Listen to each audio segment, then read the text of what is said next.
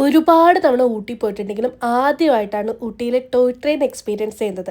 നല്ല tea ഗാർഡനിലൂടെയും pine ഫോറസ്റ്റിലൂടെയും ടണലിലൂടെയും ഒരു നല്ല സീനിക് അടിപൊളി റൈഡ് തന്നെയായിരുന്നു. ഈ ടോയ് ട്രെയിനിൻ്റെ ടിക്കറ്റ് എങ്ങനെ ബുക്ക് ചെയ്യാം എന്നുള്ളത് നോക്കാം. ഫസ്റ്റ് ഓപ്ഷൻ IRCTC ആപ്പാണ്.